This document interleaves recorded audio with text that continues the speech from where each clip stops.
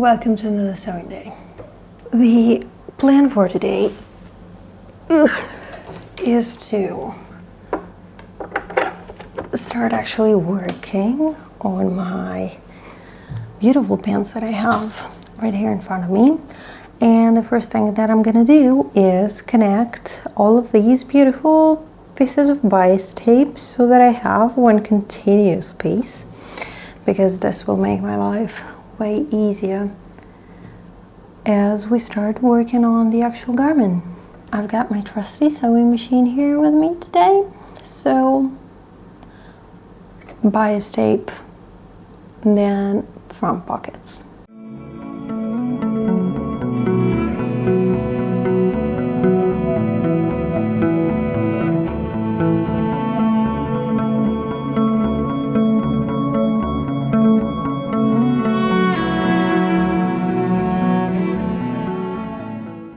When I got the sewing machine, I never thought it would surprise me in any way, because I have used pretty much the same sewing machine, bit more like junior version of it at home, but I had to leave it behind when we left, and so I loved it.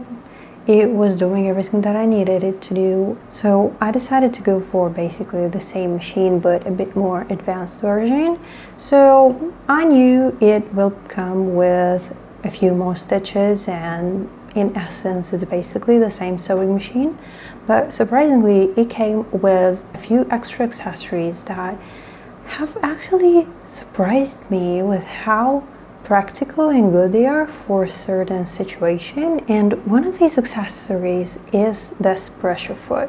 When I first got it out of the box, I did not actually understand what it's for, and the manual said it is a blind hem foot, and I don't do many blind hems, so I thought it will just lay around in the inside of my sewing machine and I'll never use it.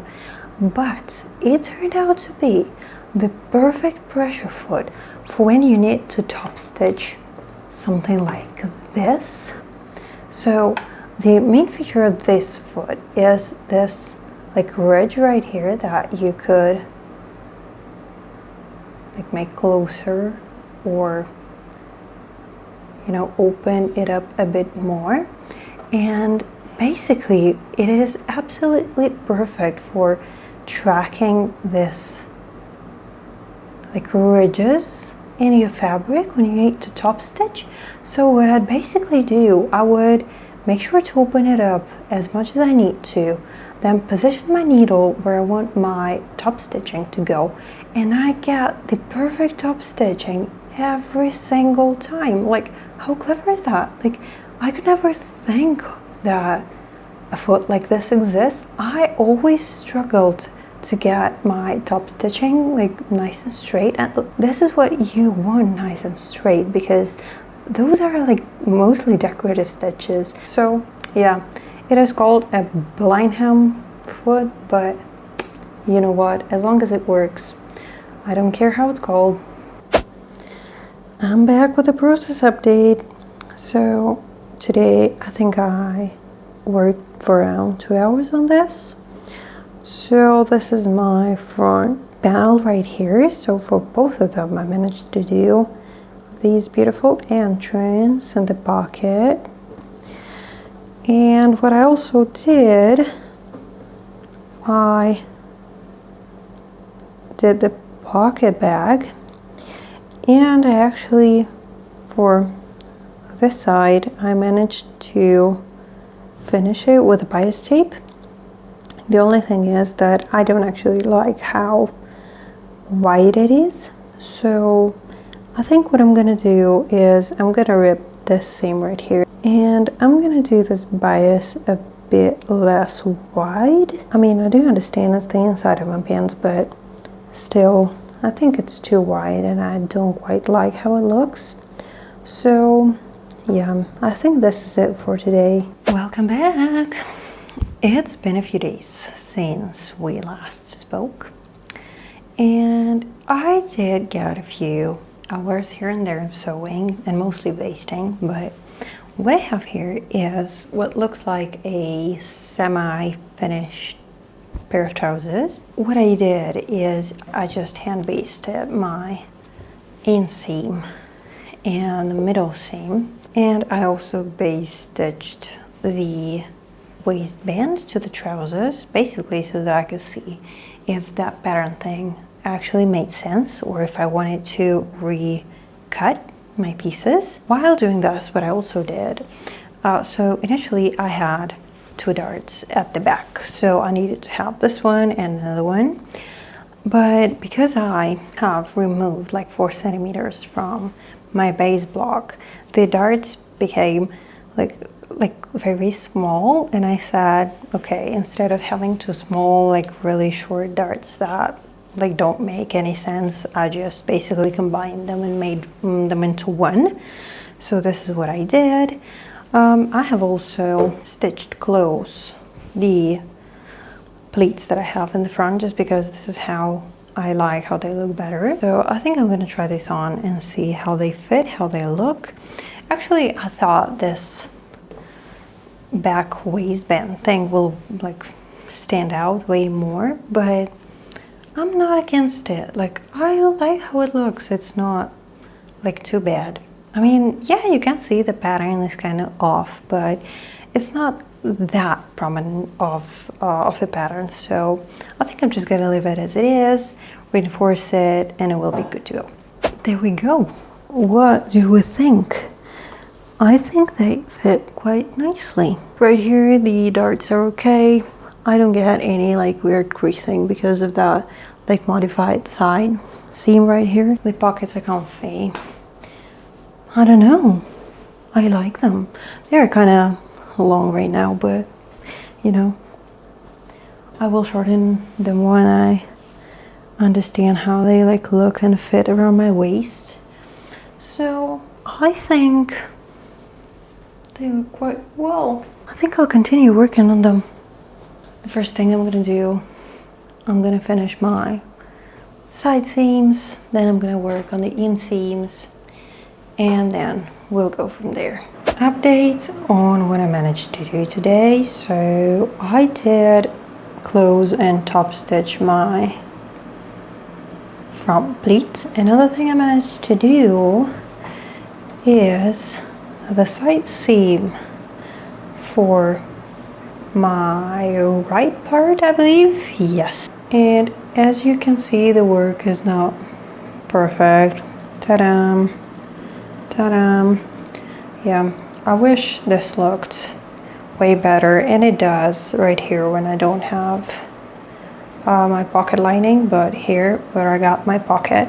So the problem was that I needed to fold and to iron this seam allowance onto my back side. So I needed to somehow attach it to the back side, and to do that I needed to close this part with a small piece of bias tape. And yeah, did not do the most beautiful job, but you know, it's the inside. From the outside though, let me show you quickly. It looks perfect. As you can see, I still have the hand stitches because I just wanted to attach it to the leg to make sure nothing moves when I top stitch it from this side. So here everything looks absolutely perfect. This is actually the updated pocket lining that we discussed some time ago. I made this bias tape much narrower, so now it looks nice and neat. Today I'm starting with an update on my jumper knitting. So what I did, I have started with the back of my jumper. Look at this, it looks really nice. I think I'm like 50% done, like the armhole part. So I think I need like 40 more rows or something like that, but look at this, it looks so nice. So the thing is, as with like every cable-y or like rib patterns, like it looks so small and this is how it always looks. And you know, I've done my calculations, I know everything is okay, but still, you know, every time I look at it and it looks like scrunched up like this, I'm like, am I knitting like a children jumper or something? But no, I think it's gonna stretch like this much. After I wash and block it, maybe I will stain block it. Look at the difference. Like I have here the my swatch for the cables that I've already washed and blocked, and like look at this. I believe even the color is different because it releases all of this like whitish fluff. So yeah, this yarn transforms a lot, and I am very excited for this transformation. I have not worked on a big knitted garment for some time. I have been knitting like accessories and stuff, and I am enjoying this so much. I know some people hate like hundreds and hundreds of stitches on their needles, but I absolutely love it. And these cables, they are so like potato chippy. It's really easy to remember. I just keep track of like what row I'm on, and that's about it. And let me show you just something real quick, because this was the first time I did it and it helped me a lot. And you know, it's a weird thing to do, but let me show it anyways. So because I had all these cables and I wanted them to look nice, I wanted to plan everything in advance and make sure like I have a like reasonable amount of stitches to work with and blah blah blah, and you know, I just wanted to make sure that everything goes according to the plan. And I was thinking of like drawing the pattern or something on paper, but you know, I thought with as many stitches is just like unreasonable. And you know what I did, just opened up a new Excel worksheet, and this is what I did. I mean, guys, have you ever seen something like this?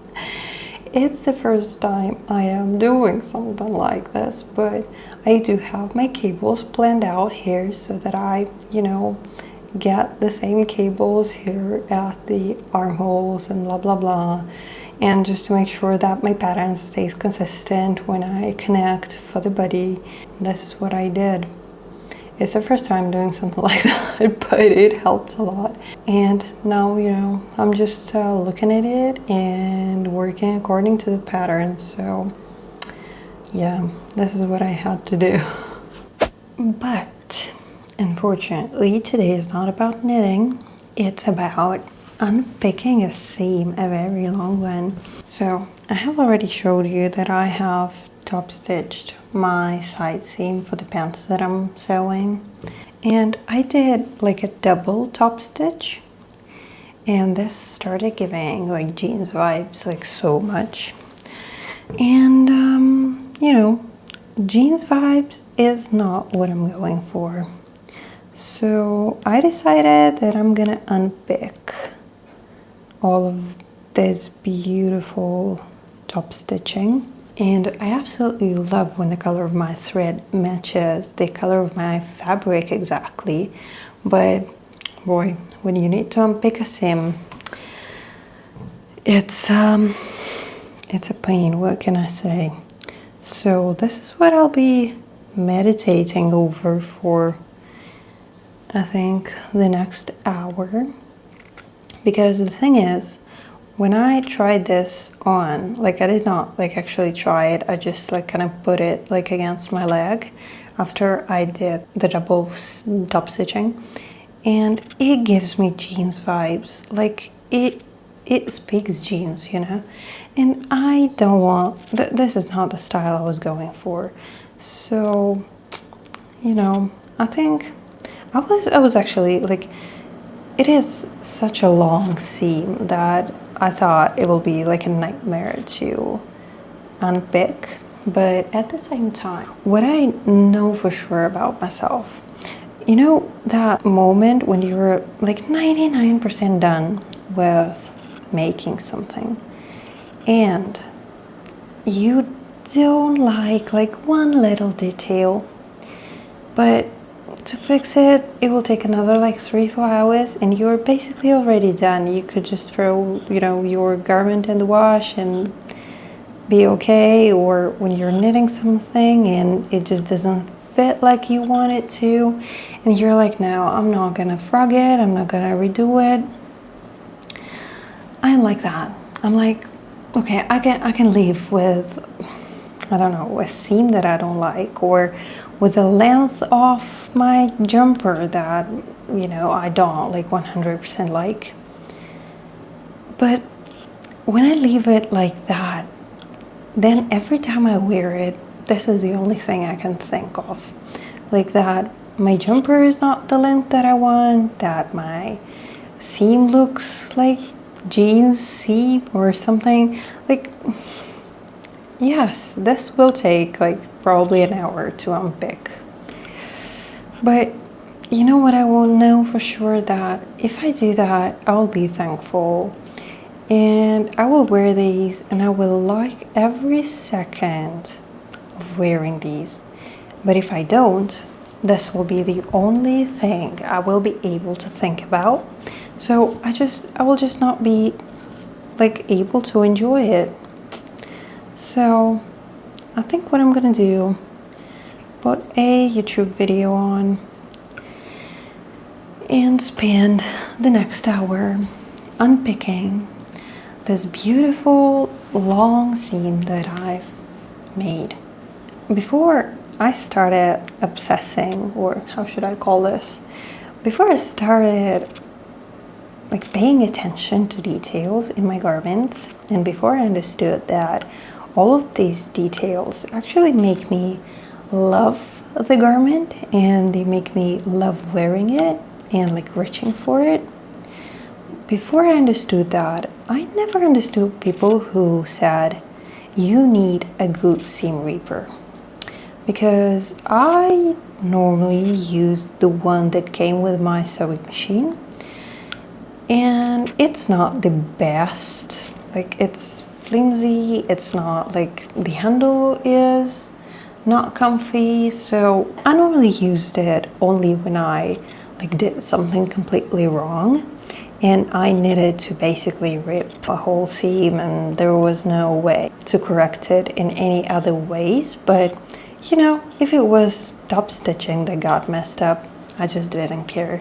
All of this process of unpicking and then like redoing it, it was too much for me. I don't care about like the details that much. And let me show you the one that I've used before. So before I was using this one that came with my machine. It's actually like a cleaning brush, but when you open this cap up, you have this beautiful small, like the smallest seam ripper in the world. And as you can see, it is like very, very basic. Like nothing to it is comfortable. You cannot actually like hold it normally in your hand.